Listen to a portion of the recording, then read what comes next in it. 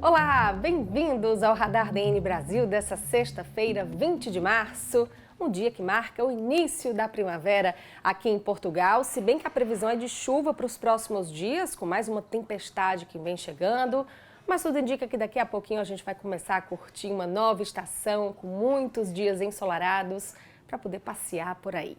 Vamos começar a edição de hoje falando de um grande escândalo que toma a agenda de notícias do Brasil atualmente, que é o caso do Banco Master. E por que a gente começa falando sobre isso hoje? Porque o Banco Master quase abriu uma perninha aqui em Portugal. É isso mesmo. Anos atrás, Daniel Vorcaro chegou a pagar um sinal de 8 milhões de euros de entrada pela compra de um banco português. Uma relação que poderia ter avançado caso não houvesse aí algum pé atrás de entidades portuguesas e europeias. Quem vai explicar para a gente melhor esse caso agora é a editora do Diário de Notícias, Margarida Vaqueiro Lopes. Margarida, bom dia. Então explica para a gente como é que foi essa quase criação do Banco Master Europa por aqui. Pois é, Carol, para contarmos essa história vamos ter de recuar até 2021. Foi a tentativa do Banco Master comprar o BNI Europa, um banco que pertencia ao BNI Angola. O que é que aconteceu? Basicamente, o Banco Master queria entrar na Europa, onde basicamente todos os critérios de regulação são mais apertados do que em alguns outros países e, portanto, para conseguir ter um pé, assim dizendo, no continente europeu, apresentou uma proposta de compra pelo BNI Portugal, um banco que já estava há vários anos no mercado e já tinham inclusivamente falhado duas tentativas de compra, uma por uma empresa chinesa e depois outra por uma empresa espanhola. Em dezembro de 2021 é então assinado esse acordo de compra entre o Banco Master, no Brasil, e o BNI Portugal e foi pago esse valor, que tu já referiste, de cerca de 8 milhões de euros, um valor que, na verdade, ainda hoje não se sabe se, entretanto, foi devolvido ou não ao Banco Master. Para um banco entrar na Europa, são precisas algumas coisas, não é? Nomeadamente um banco estrangeiro, no caso.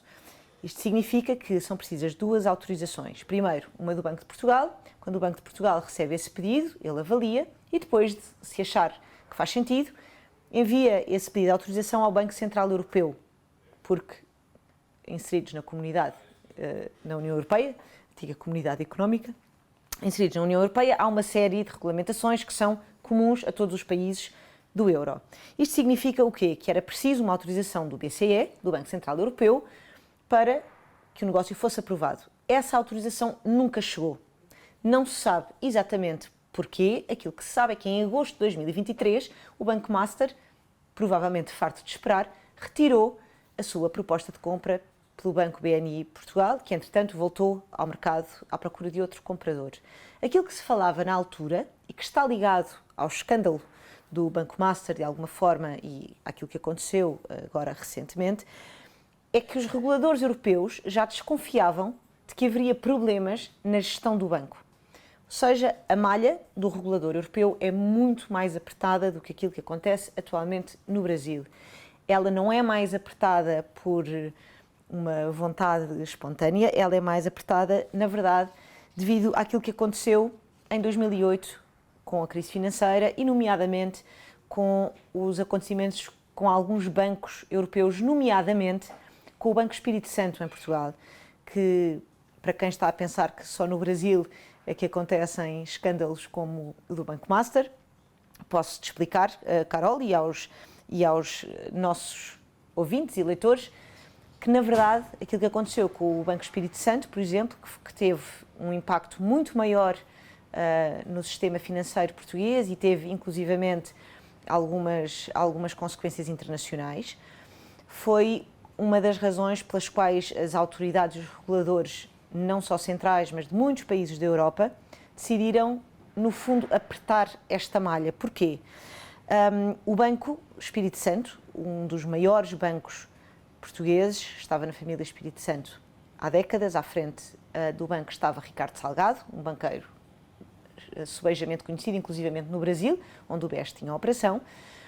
O grupo Espírito Santo estava falido e escondia essa falência através de falta de controle interno, através da venda de produtos financeiros aos seus clientes para financiar empresas que já estavam insolventes, escondia contas manipuladas, enfim. Na verdade, todo um caso de polícia bastante mais grave, aliás, e importa dizer, bastante mais grave, mais premeditado e mais prolongado no tempo do que aquilo que aconteceu no Banco Master. Em 2014, depois de várias supervisões internacionais, percebeu-se que o Grupo Espírito Santo estava insolvente e o Banco de Portugal, num fatídico domingo de que todos nós nos lembramos bem, porque era assim no meio de agosto, anuncia que o Banco Espírito Santo estava insolvente, que não era possível continuar a operar, e anuncia a introdução de um mecanismo que foi criado também pela União Europeia precisamente para tentar, no fundo, circunscrever aquilo que seria o colapso de um banco tão grande quanto o Banco Espírito Santo, da forma mais segura possível para não contaminar o restante setor. Portanto, aquilo que aconteceu na altura, que eu não faço ideia, que provavelmente não vai ser o que vai acontecer no Brasil porque os métodos são diferentes, foi o seguinte: aplicou-se o que nós chamamos de um projeto de resolução, foi feita a resolução do Banco Espírito Santo, os ativos tóxicos foram postos num chamado Banco Mau e os ativos bons foram colocados num chamado Banco Bom, que é o novo banco, que ainda hoje opera no nosso sistema financeiro. No Banco Mau ficaram no fundo, se quiserem, tudo aquilo que foram as falhas do Banco Espírito Santo, e foi aqui que os credores e os investidores perderam praticamente todo o seu dinheiro. No Banco Bom, no novo banco, ficaram os ativos ainda saudáveis e foi uma instituição que foi financiada por uma coisa chamada Fundo de Resolução. No fundo, foi financiado pelos bancos com empréstimos ao Estado português, ou seja, houve um investimento que ainda hoje não está fechado e não se sabe exatamente qual foi, dos contribuintes portugueses, na salvação, se quiseres, deste Banco Espírito Santo, porque se acreditava que havia efetivamente um risco de colapso muito grande daquilo que poderia ser todo o sistema financeiro português. No Banco Master não é isso que está previsto. Aquilo que está previsto, na verdade, houve uma intervenção do Banco Central do Brasil. Espera-se que fique muito circunscrito e a verdade é que, como o sistema bancário brasileiro também é muito maior e muito mais diversificado do que o português, o impacto, embora a dimensão também seja de milhares de milhões naquilo que foi o esquema operado pelo Banco Master, que tem sobretudo a ver com má gestão e com o esconder de alguma atividade contabilística menos positiva. Aquilo que se espera que aconteça é que houve uma intervenção do Banco Central, agora está tudo a ser investigado, eventualmente em instâncias criminais, mas digamos que é muito mais circunscrito porque o sistema é mais resiliente.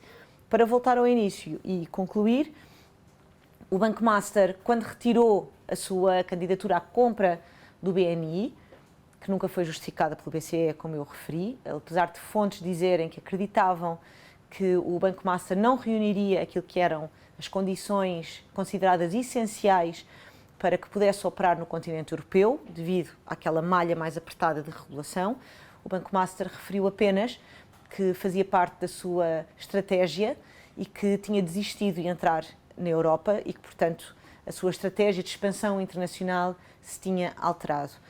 Aquilo que alguns especialistas dizem agora é que talvez as autoridades europeias, à época, já tenham conseguido ver alguns indícios destas más práticas, desta falta de transparência e de controle interno, algo que para os reguladores europeus é particularmente caro, numa altura em que, ao que parece, sobretudo, nós estávamos perante uma nova crise económica entre 21 e 23, com a guerra na Ucrânia. Obrigada, Margarida, pelas informações. Pois é, uma agenda no Brasil e desdobramentos de um caso que com certeza vão continuar repercutindo internacionalmente e a gente também continua acompanhando, claro. Vamos falar de um caso agora que gerou um escândalo essa semana aqui em Portugal. A divulgação de áudios com conteúdos racistas e misóginos num grupo de estudantes da Universidade de Coimbra. Nesses áudios, alguns alunos do Instituto Politécnico de Coimbra faziam piadas com a situação de mulheres, que segundo eles deveriam ser vítimas de violência física, e também contra pessoas negras. Um caso lamentável que motivou reações imediatas de entidades oficiais, entidades acadêmicas de Coimbra, uma cidade aqui em Portugal reconhecida pela sua importância na vida estudantil e que é muito procurada por brasileiros que vêm estudar em Portugal. Eu conversei com a Letícia Coelho, presidente da Associação dos Pesquisadores e Estudantes Brasileiros em Coimbra, que foi uma das entidades que imediatamente repudiou a conduta desses estudantes e assinou uma nota de repúdio em conjunto com a Universidade de Coimbra e o Instituto Politécnico também. Vamos ouvir o que a Letícia disse. A APEB, né, é uma associação para os pescadores e estudantes brasileiros em Coimbra, e nós temos canal direto, né, com os associados, enfim, por meio também, tanto de e-mail, de rede social, as pessoas nos buscam. A partir do momento que nós tomamos, né, consciência do acontecimento desse áudio, não é só um áudio, né, é áudio, tem figurinhas, tem outras mensagens, né, com teor racista, misógino, com discurso de ódio. E aqui vem um ponto, acho muito bacana de clarificar, muito interessante, né, que já é uma violência, né, a gente está falando de uma violência, e que esse tipo de violência, quando normalizada, ela abre espaço para o escalonamento da violência, para outros tipos de violência. Desde o momento que a PEB tomou conhecimento do acontecimento, nós nos direcionamos à Universidade de Coimbra e à Associação Acadêmica de Coimbra, do qual, inclusive, dentro da Associação Acadêmica, nós temos o Conselho Acadêmico Internacional, do qual a PEB faz parte, a SN faz parte, e diversas outras associações do PALOP, né, dos países africanos com a língua portuguesa oficial, para que nós pudéssemos, em conjunto, cobrar todas as medidas necessárias. Então, o nosso posicionamento ele foi muito alinhado desde o início, onde discriminação, a tolerância é zero. E que todas as pessoas envolvidas nesse caso sejam devidamente responsabilizadas e que hajam mais ainda iniciativas de prevenção. Penso que não só da parte da PEB, mas como de todas as demais associações da universidade, todas as ações foram muito contundentes e importantes no sentido do pronunciamento oficial. Então, tanto a PEB como a AC, como a UC já se pronunciaram publicamente, né, repudiando tais tipos de comportamentos e deixando muito claro, né, porque até o momento nós só tivemos identificados estudantes de outras instituições de ensino superior que se encontravam num grupo de estudantes da Universidade de Coimbra. Mas já ficou muito claro que a posição da reitoria da Universidade de Coimbra será de tomar as devidas providências para que as sanções disciplinares previstas no regulamento aconteçam, tanto quanto também direcionar, né, fazer a denúncia da queixa-crime para o Ministério Público. E penso que, assim, é muito importante que todos nós estejamos envolvidos, muito bem alinhados, né, e muito firmes frente a situações como essa, para trazer segurança, para que fique muito claro que isso é inaceitável. Qualquer tipo de violência, qualquer tipo de discriminação não vai ser tolerado. Aqui, como você muito bem colocou, aqui é um lugar de uma multiculturalidade enorme, com uma presença gigantesca dos brasileiros. Nós estamos falando aí da segunda universidade mais antiga do mundo. Então, assim, nada melhor do que termos, nesse momento, um alinhamento e uma frente de combate a esse tipo de violência. Um caso lamentável que, como a Letícia bem disse, não pode ficar sem punição. A gente fala agora do acordo comercial entre o Mercosul e a União Europeia. Do lado do Brasil, está tudo formalizado. Acordo ratificado nessa terça-feira, assinado pelo presidente do Senado, Davi Alcolumbre, e que marca o início de uma nova fase no Brasil para o avanço efetivo desse acordo. O que acontece, então, a partir de agora? O que está faltando para ele ser realmente efetivado? Quais são os próximos passos? Vamos até Brasília conversar com a nossa colaboradora, nossa colega jornalista e escritora Yara Lemos, que traz essas informações para a gente agora. Bom dia, Yara. Olá, Carol. Olá a todos que nos acompanham em mais esta edição do Radar DN Brasil. Nesta semana, o Congresso Nacional do Brasil promulgou o decreto legislativo que aprova o acordo de comércio entre os países do Mercosul e os países da União Europeia.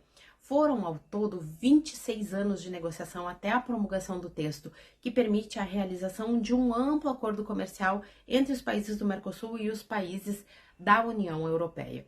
O acordo estabelece uma área de livre comércio entre esses países, no qual deverá ocorrer a redução ou a eliminação de tarifas para 91% dos bens europeus que são importados para os países do Mercosul e para 95% dos bens que saem do Mercosul com destino aos países da União Europeia. Os dados desta parceria foram reforçados pelo presidente do Congresso Nacional do Brasil, senador Davi Alcolumbre, durante a sessão que promulgou o texto. Várias dessas reduções de tarifas, Carol, elas serão um resultado imediato e outras vão ocorrer de forma mais escalonada ao longo dos próximos anos. Sem dúvida, o acordo abre uma série de oportunidades para as indústrias brasileiras e também, claro, para as portuguesas, fortalece a competitividade, amplia oportunidades tanto para os produtores de lá e de cá, especialmente para os produtores de vinho e de azeite. Dos produtos portugueses que chegam ao Mercosul, 95% tem como destino o Brasil. Só no ano passado, Carol, os brasileiros compraram cerca de 80 milhões de euros em vinhos portugueses. É claro que vale salientar que para que esse acordo passe a valer de fato, ainda tem uma série de questões a serem colocadas, principalmente essa promulgação junto ao Parlamento Europeu também e junto aos países, aos moldes do que aconteceu no Brasil. E a gente aguarda aí para que isso ocorra ainda neste ano. A partir de então, passa-se a valer, então, o acordo entre a União Europeia e o Mercosul, trazendo parceria rentável para os países envolvidos, sobretudo Brasil e Portugal. Obrigada, Yara, pelas informações. Bom, e se do lado da economia, não é, do lado dos investimentos, tem essa novidade aí da ratificação do acordo Mercosul-União Europeia lá no Brasil, a gente também tem novidade no que toca aí mais ao turismo, às viagens mais corriqueiras dos brasileiros para Portugal. A partir de agora, existe um app, um aplicativo para o celular, pelo qual os viajantes vão poder comunicar antes da sua viagem que estão vindo para cá.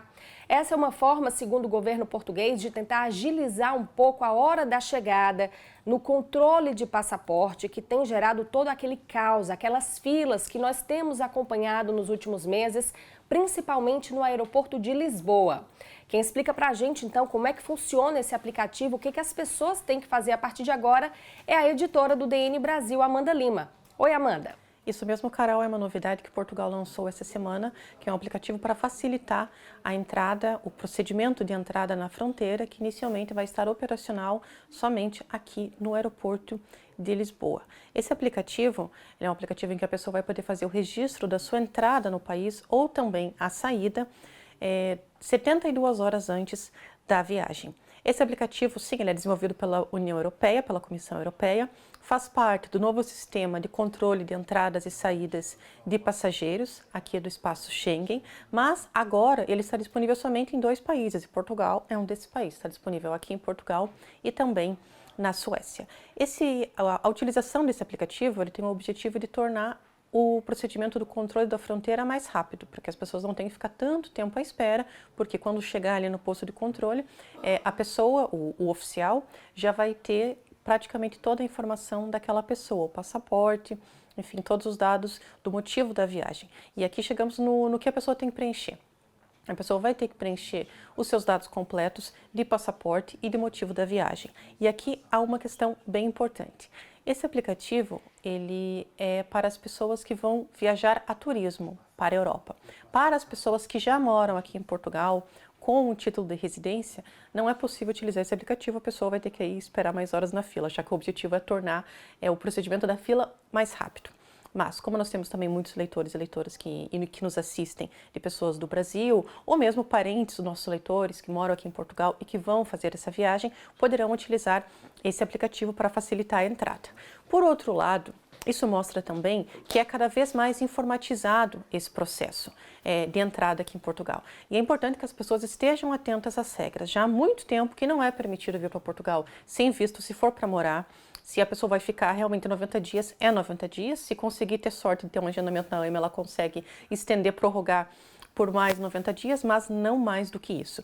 E com essas ferramentas tecnológicas e o próprio novo sistema de entrada na União Europeia, ela fica cada vez mais difícil de margem de, agora que me fugiu a palavra em português do Brasil, mas de burlar, de tentar fazer alguma coisa que seja errada. Ou o famoso jeitinho brasileiro. Não é possível mais. Na verdade, nunca deveria ter sido permitido, não é? Mas, enfim, a questão é que cada vez mais o uso da tecnologia é mais sensível e fica mais difícil de você chegar aqui em Portugal e dizer que veio somente para passear e acaba por ficar aqui no país. Isso é realmente desencorajado, nós já falamos isso várias vezes aqui no DN Brasil, em vários textos. Por isso, a tecnologia, ela vem justamente por isso, para tornar mais reforçado esse controle da fronteira e assim evitando com que as pessoas venham para cá sem visto e depois fiquem morando. Esse procedimento é realmente para as pessoas que vêm somente para passeio, até 90 dias, para turistar. E toda a informação vai estar ali. Lembrando que tudo isso faz parte desse novo sistema, que também inclui um sistema informatizado e operacional entre todos os países do espaço Schengen. Então não adianta pensar, mas vou sair por França, mas vou entrar por França. As pessoas, os agentes da autoridade de fronteira vão ter acesso a todos os dados de todo o espaço Schengen. Então não adianta ir entrar ou tentar sair para outro país que achar que isso vai de certa forma facilitar, mas não, porque esse sistema todo está operacional, está interligado e assim o controle das fronteiras aqui na Europa é cada vez maior e as pessoas têm que estar muito atentas a isso. Tá bem? Muito obrigada e até a próxima semana. Obrigada, Amanda, pelas informações. Bom, e quem fala de viagem, fala de turismo, claro, não é? E tem uma novidade chegando por aí, aqui em Portugal. Uma startup brasileira quer fomentar Portugal como um destino de afroturismo. Uma tendência que tem crescido globalmente.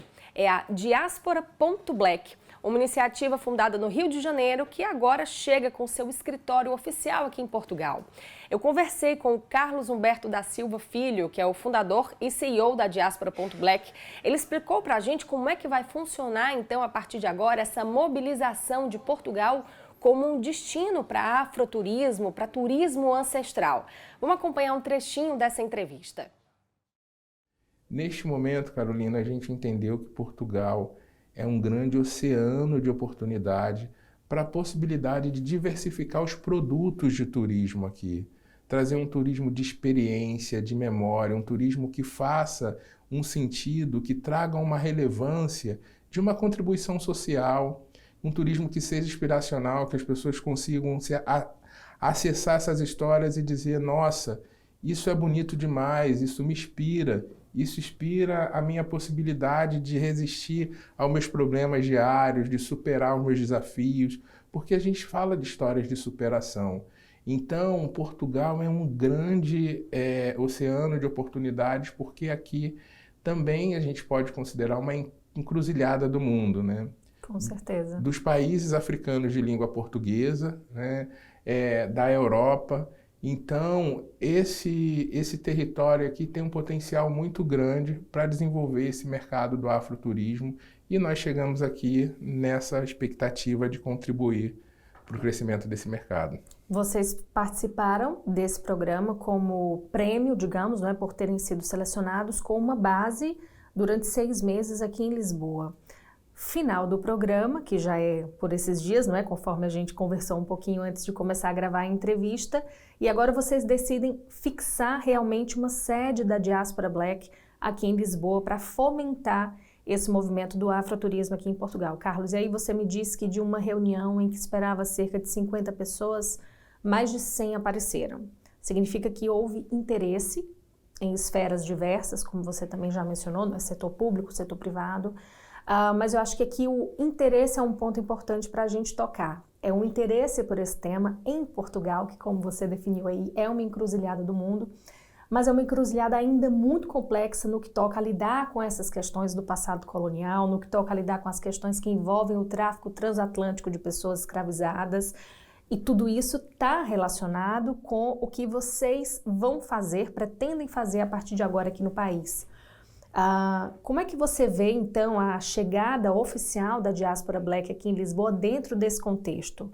Do contexto de ser um país que tem problemas ainda em lidar com esse passado, mas que tem interesse em olhar com outros olhos para o que vem a partir de agora.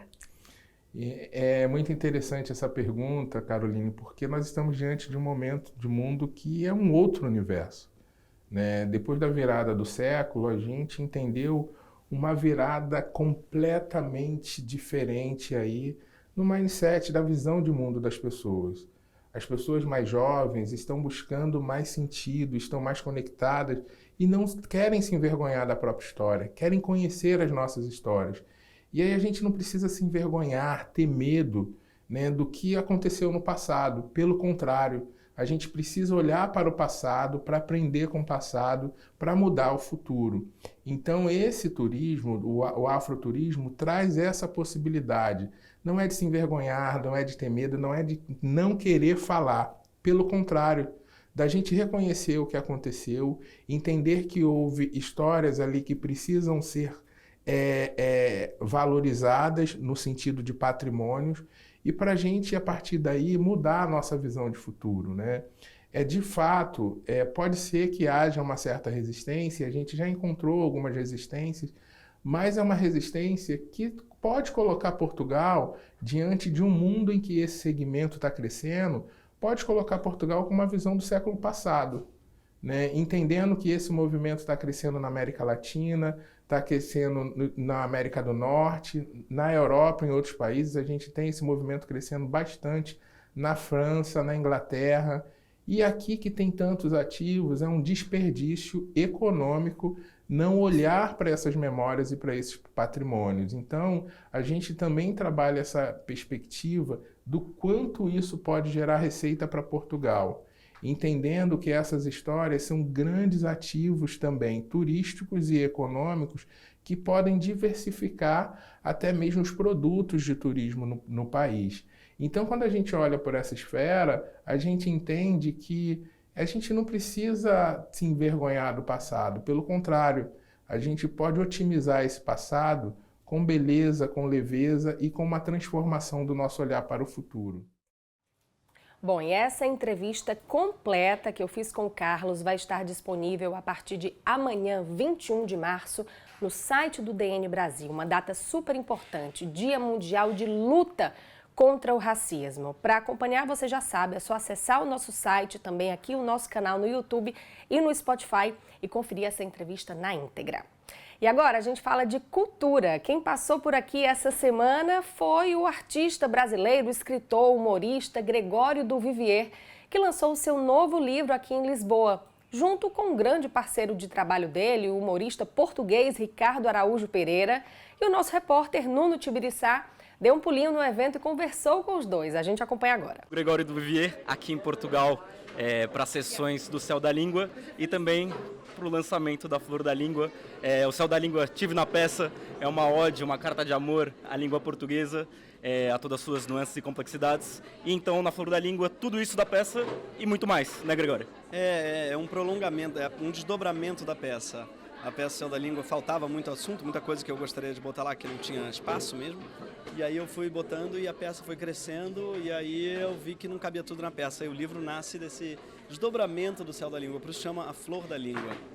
E Gregório, você dessa vez em Portugal, então com essa super turnê da peça e também pela Europa, e queria recuperar um pouco então dessa sua relação com Portugal, que parece só crescer, e você falou sobre isso, sobre esses intercâmbios que a gente pode ter entre Brasil e Portugal, ainda por cima de um tempo com muito ódio, com xenofobia das duas partes. Você puder recuperar um pouco dessa ideia então pra gente? Cara, eu acho que é muito importante lembrar que nós somos países muito próximos e que a gente tem muito a aprender uns com os outros. Eu amo fazer essa ponte, eu sempre fui muito bem-vindo aqui.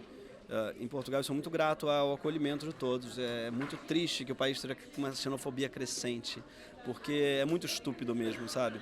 O português com ódio de imigrante não é uma coisa que assim me deixa muito perplexo, porque é um país que migrou para o mundo inteiro para começar, e depois é um país que se beneficia tanto da imigração também. E é algo que a gente viu no Brasil, não tanto que o imigrante, porque o brasileiro é mais autoxenofóbico, o que é muito triste também.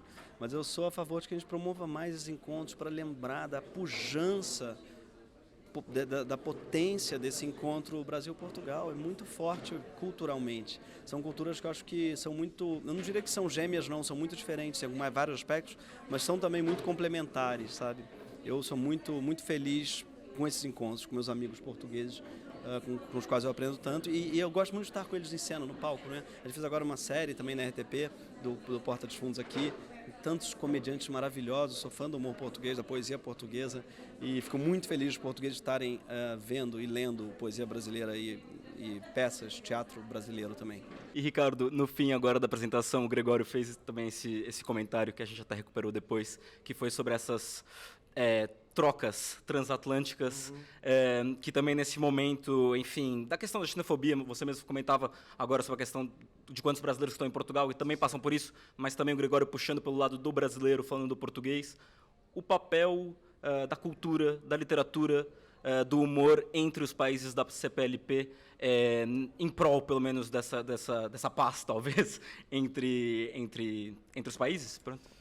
Sim, quer dizer, o racismo é estúpido em qualquer lado, não é?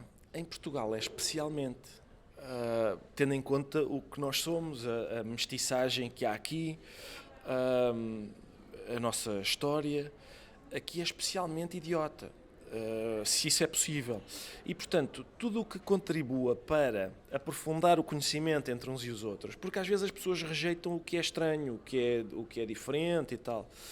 A partir do momento em que conhecem, essa diferença esbate-se e a estranheza desaparece e torna-se riqueza em vez de há muitas coisas, por exemplo, que nós em Portugal conseguimos compreender bem o sotaque brasileiro por causa das telenovelas, por exemplo. Nós temos muito contacto com o sotaque brasileiro, coisa que no Brasil não se verifica, por exemplo, quando eu vou ao Brasil há pessoas que acham que eu sou argentino ou assim, e isso, só o facto das novelas brasileiras terem vindo para Portugal e terem sido um sucesso estrondoso, sobretudo no início, a Gabriela, por exemplo, isso eu acho que fez muito pela aproximação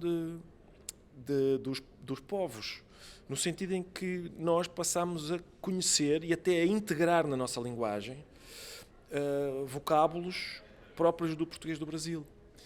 É isso que se pretende, não é? Que haja essa mistura. Muito obrigada por estarem aqui comigo hoje. Um abraço, bom fim de semana e até sexta que vem.